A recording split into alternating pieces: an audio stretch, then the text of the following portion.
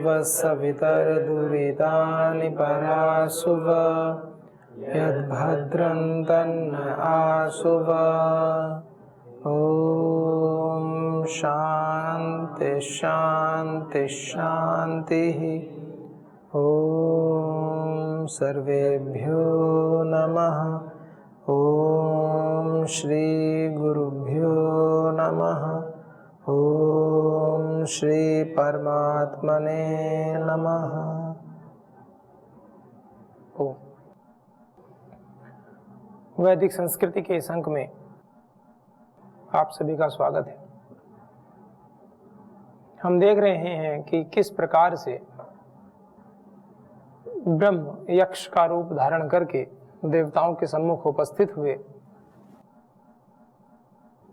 और देवताओं ने अग्निदेव को भेजा कि जाओ परीक्षा करके आओ कि ये जो यक्ष के रूप में उपस्थित जो व्यक्ति हैं, ये जो देव हैं, वो कौन है। तो कहते अग्निम अब्रुवन जात वेदा, ते वे देवताओं ने, उन्होंने अग्नि को बोला, अब्रुवन उन सभी देवताओं ने बोला कि हे जात वेदा, हे जात वेद अग्नि, एतद विजानी ही, तुम यह जानो, तुम इसको जान करके आओ, किम इदम यक्षम इति तथा इति, कि यह यक्ष कौन है, इस प्रकार से तुम जान करके आओ। ये जो उत्पन्न हुए हैं, महान पूजनीय वृंद उत्पन्न हुए हैं, इनके बारे में जानो। तो कहा तद अभि अद्रवत, तेजी से जाना, अभी उस ओर, अद्रवत जाना।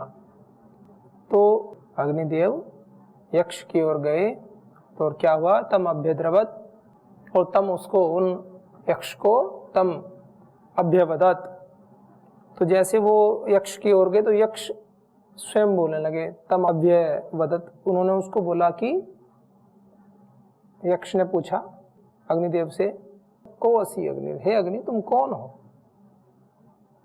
उन्होंने उनसे पूछा अग्निदेव से कि तुम कौन हो, को असी अग्निर्वा। तो कहा अहम अग्निरश्मि को असी, ऐसे पूछा अग्निदेव से। हमें तो पता है अग्निदेव है। तो जैसे यक्ष के पास गए तो उन्होंने पूछा तुम कौन हो, तो उन्होंने कहा अहम अग्निरश्मि, मैं अग्नि हूँ, मैं जातवेदा हूँ, ऐसे बोला। अहम अग्नि अस्मि इति अब्रवीत, ऐसा उन्होंने बोला अग्निदेव ने। जातवेदा व अहम अस्मि, मैं जातवेदा अग्नि हूँ, जातवेदा हूँ, जातवेदा भी कहते अग्नि। तो ऐसे उन्होंने अपना परिचय दिया। तो उन्होंने कहा अच्छा ये हमारा परिचय करने आए हैं। तो पहले तो यक्ष ने उनका परिचय ले लिया अग्नि का, फिर कहा तस्मिन् त्वयि किम वीर्यम, तुझ अग्नि में, तस्मिन् त्वयि किम वीर्यम, तुम में ऐसा क्या उत्साह है। वीर्य का उत्साह के लिए आता है, पराक्रम के लिए आता है, शौर्य के लिए आता है। एक वीर्य का अर्थ धातु रूप में भी आता है, लेकिन वीर्य का जो अर्थ है वो व्यापक अर्थ है। उत्साह, बल, पराक्रम, धैर्य, शौर्य, कीर्ति, इन सब अर्थों में।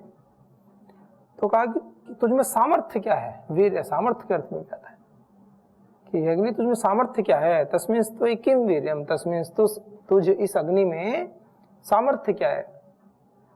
ऐसा होता था पहले। ये तो एक काव्यात्मक बातें चल रही हैं उपनिषद में, कि एक शिक्षा देने की दृष्टि से चल रही हैं कि किस प्रकार से दैवीय सत्ता एक अलग सत्ता है और ईश्वरीय सत्ता एक अलग सत्ता है। देव जो देते हैं, अग्निदेव अग्नि देते हैं, सूर्य देव प्रकाश देते हैं, ऊर्जा देते हैं, सौर ऊर्जा के माध्यम से समस्त सृष्टि चली रही है।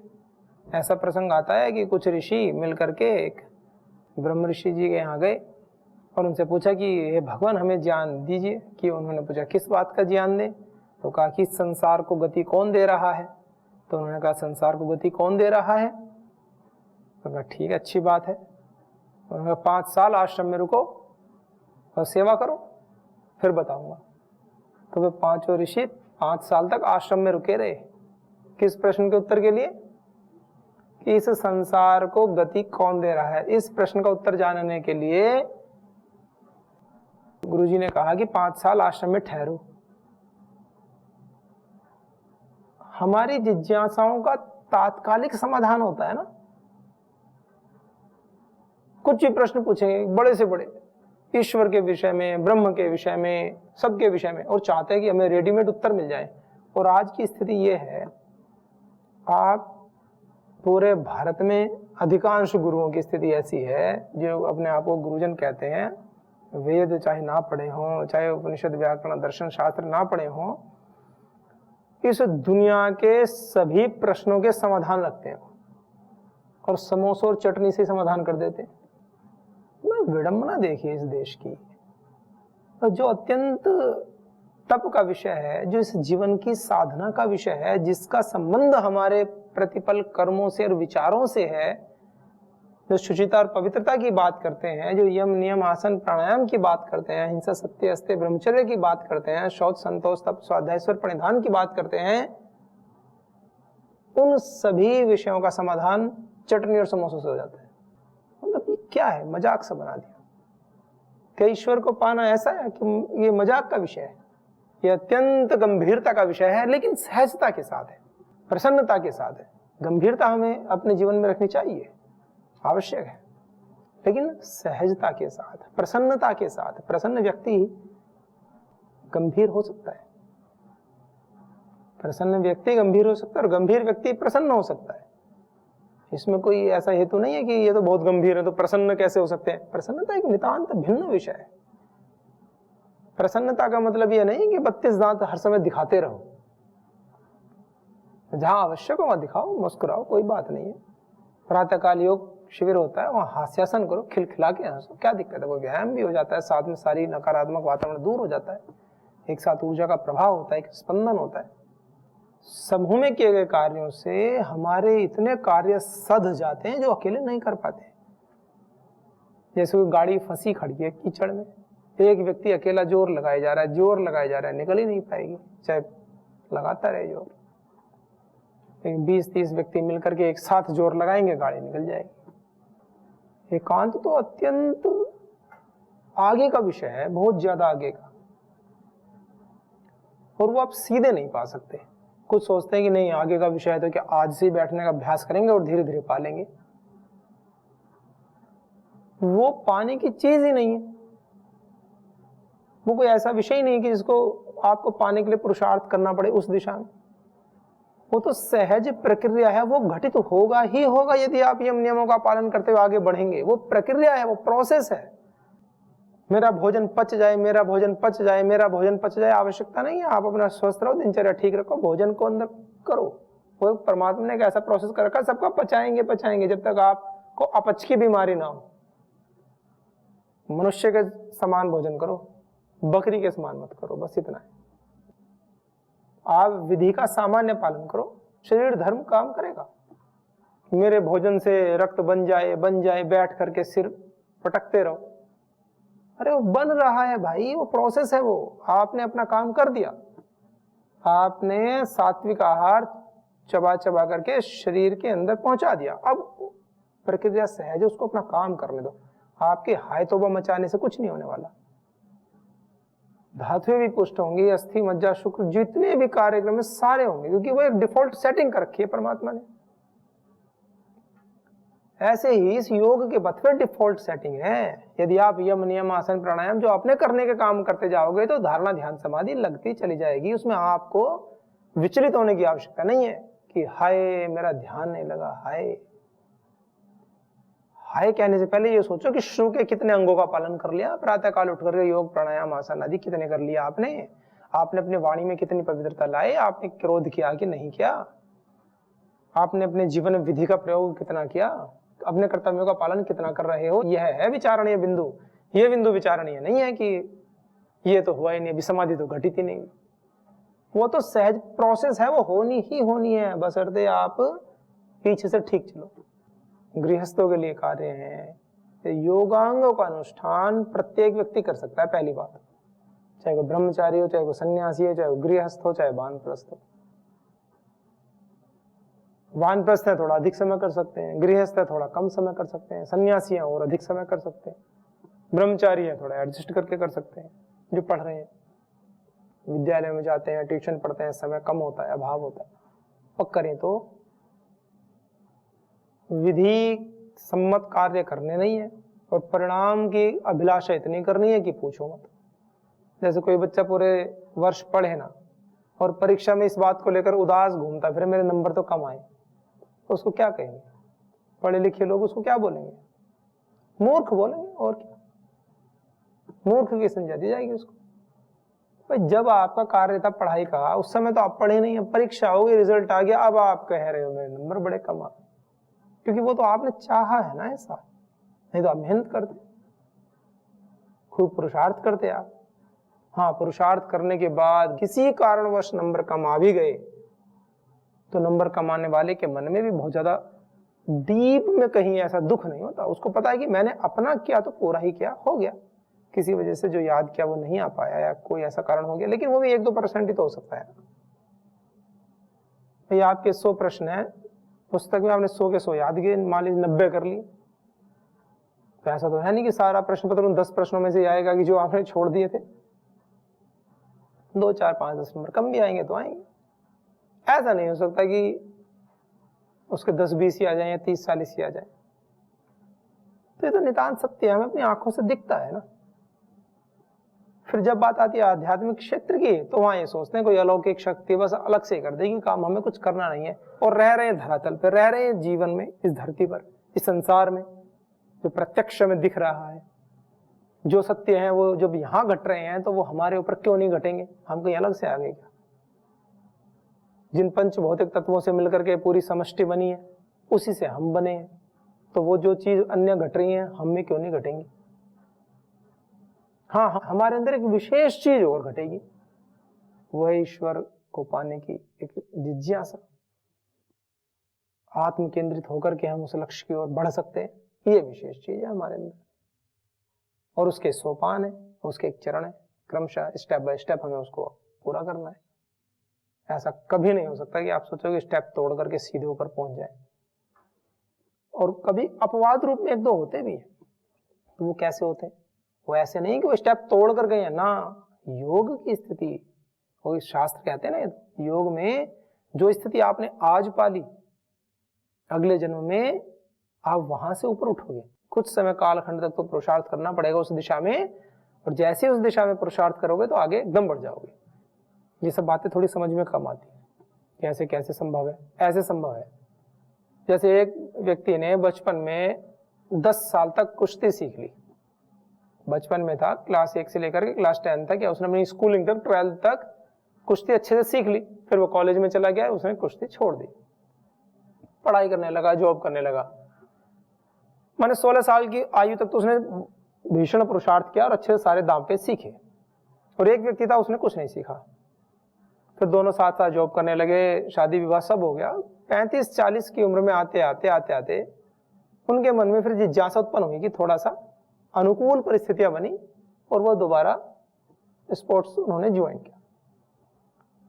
तो जिसने 16 साल की आयु तक कुश्ती के दांव पे सीख रखे हैं, वो तो 2-3 महीने में स्टार्ट हो जाएगा एकदम, थोड़ा फिजिकल फिटनेस प्राप्त करेगा, और जैसे ही उसका शरीर और उसकी फिटनेस अनुकूल बनेगी, वो बहुत तेजी से ग्रो करेगा। और जिसने नहीं सीखा है, उसकी स्पीड तो बहुत धीरे धीरे चलेगी। फिर आप कहने लगे दोनों ने 40 की आयु में शुरू क्या सीखना, देखो ये तो बहुत अच्छे से खेलने लगा और ये तो अभी शुरू कर रहा है, इसको तो अभी आते ही नहीं। उसमें आश्चर्य की बात क्या है? हेतु को जानिए, उसने पहले क्या है पुरुषार्थ। तो ऐसी स्थिति में किसी को आपको लगता है कि किसी की हम देखते हैं समाज में उस स्थिति एकदम से उन्नत होती है, तो उन्नत होती है तो वो कोई स्टेप का अतिक्रमण नहीं करता ना, उसने पहले सीखा है बहुत सारा, तो वो एकदम से गेन कर रहा है। तो ऐसी स्थितियां होती हैं हमेशा।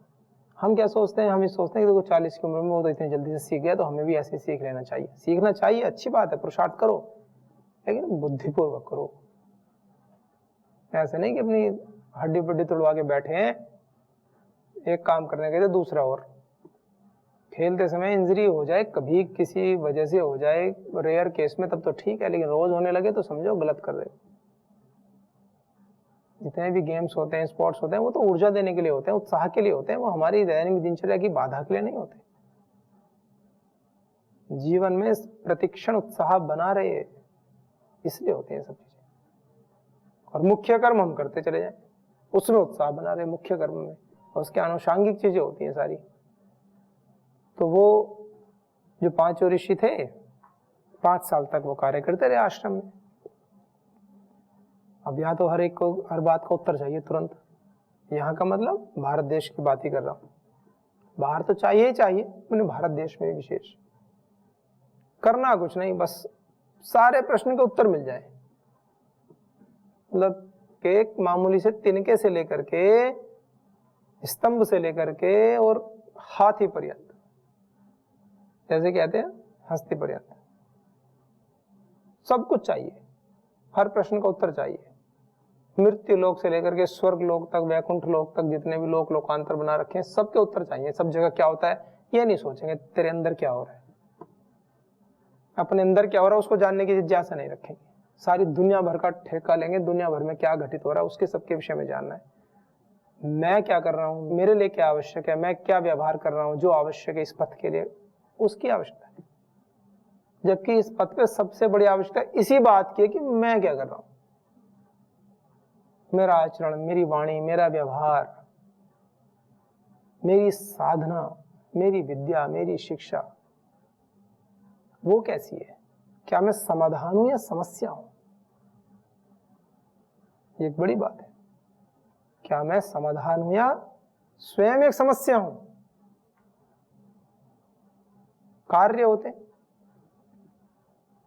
जो व्यक्ति आपकी समस्याओं का समाधान कर रहा है वह भी तो व्यक्ति ही है।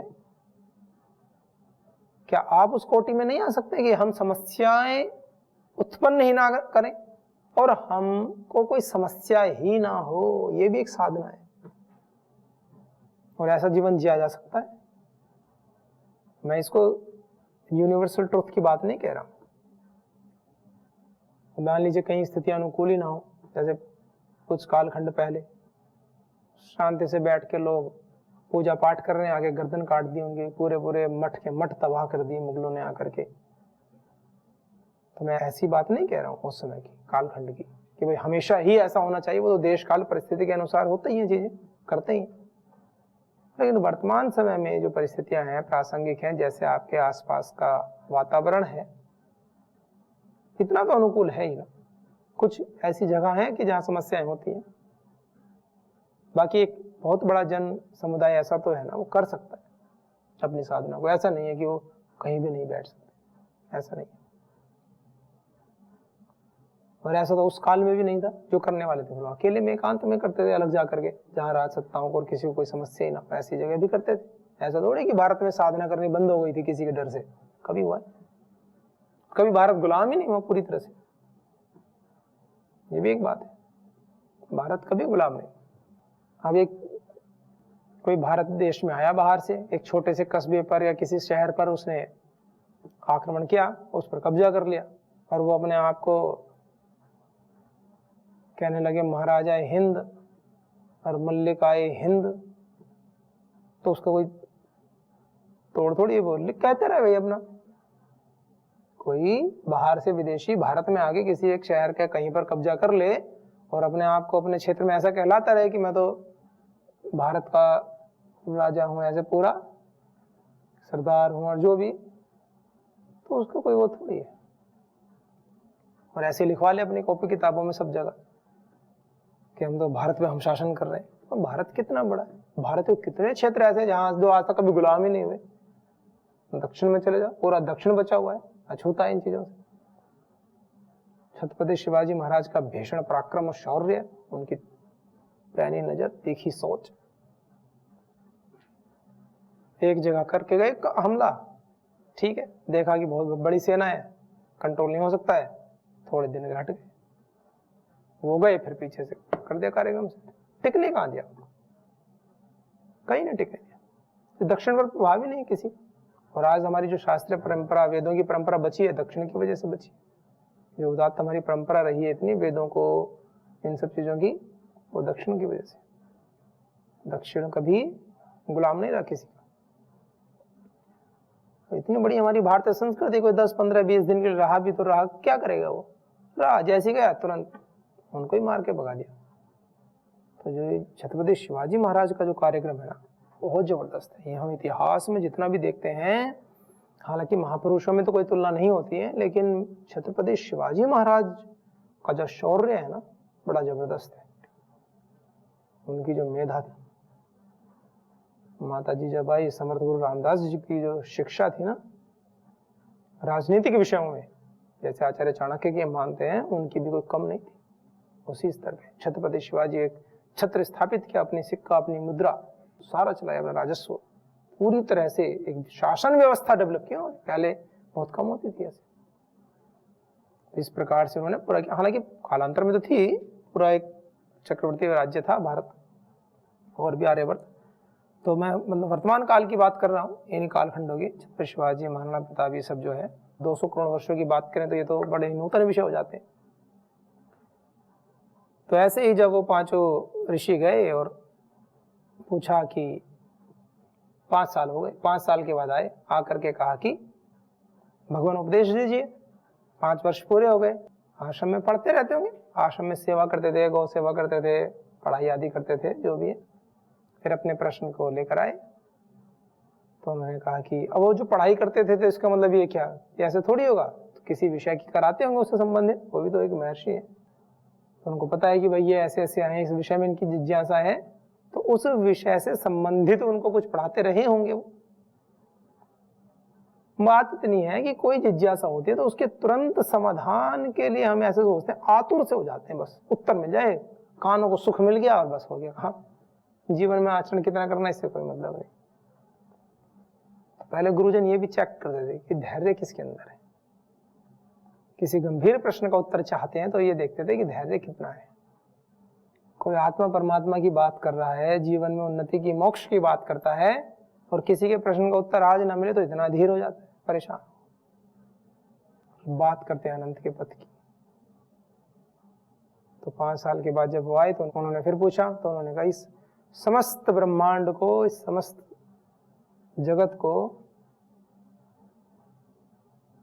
संसार को गति देने वाली कोई चीज है तो वह है सूर्य है, ऐसे उन्होंने बोला। तो उनके उत्तर को सुन के वो सभी आपके पास हो गए, तृप्त हो गए। तो इसका मतलब क्या है, 4-5 साल जो पढ़ाई होगी तो उसमें कहीं ना कहीं सूर्य का महत्व प्रतिपादित किया गया होगा, सौर ऊर्जा का महत्व, और अंततः उस सोर्स के विषय में बताया कि सूर्य है the ultimate source of energy, the ultimate source of motion. तो बात तो बड़ी छोटी सी है कि 5 साल में उत्तर दे दिया, लेकिन 5 साल तक धैर्य से अपने एक प्रश्न के जिज्ञासा में, उत्तर की जिज्ञासा में बने रहना, श्रद्धा भक्ति पूर्वक, ये बड़ी बात है। तो ऐसे कहा जब अग्निदेव गए यक्ष जी को जानने, तो यक्ष ने कहा क्या सामर्थ्य आप में। जैसे पहले युद्ध होते थे ना, युद्ध में क्या करते थे, कोई युद्ध करने आया तो वो कहते थे सावधान, आमने सामने सावधान करके बोलते थे अपना परिचय दो। तो वो अपना परिचय देता था कि मैं अमुक गोत्र में उत्पन्न हुआ हूँ, मैं इस देश का राजा हूँ या राजकुमार हूँ या ऐसा सेनापति हूँ या योद्धा हूँ। फिर ऐसे दोनों आपस में अपना परिचय दे करके और फिर युद्ध प्रारंभ करते थे।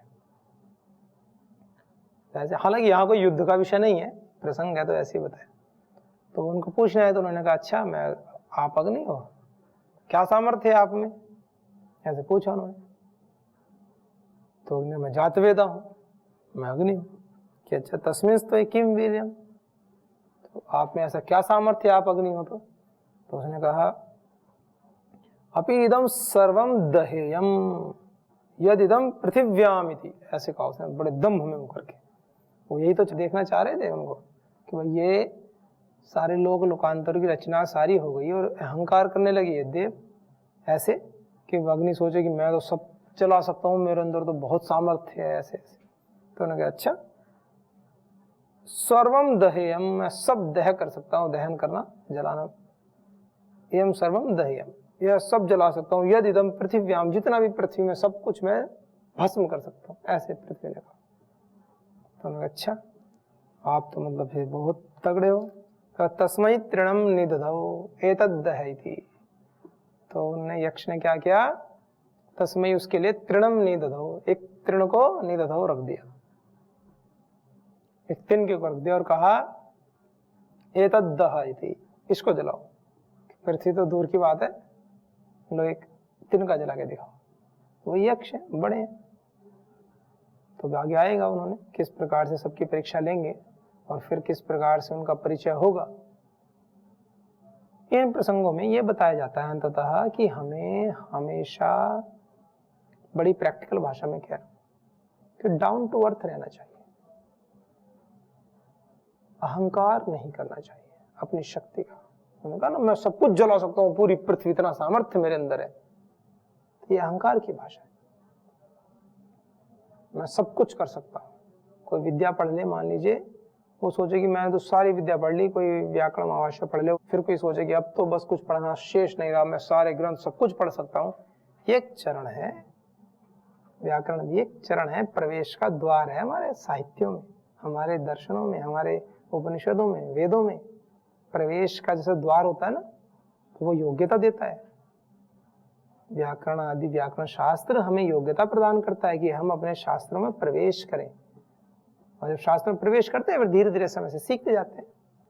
सभी के जीवन में ज्ञान का प्रकाश घटित हो, सभी इस प्रवेश द्वार तक पहुंचे और अपने शास्त्रों में प्रवेश करें। ऐसी अभिप्सा, ऐसी कामना तो सभी को करनी ही चाहिए, पुरुषार्थ करना चाहिए, मनुष्य जीवन में कर सकते हैं। जो भी अवस्था हो, जितना सीख सकते हैं उतना सीखें। कोई आवश्यक थोड़ी कि सारा ही अभी सीखना, आज ही सीखना है, लेकिन जितना भी मैक्सिमम पुरुषार्थ करें इस दिशा में, जीवन के लिए भी अच्छा है, हमारे कल्याण के लिए भी अच्छा है।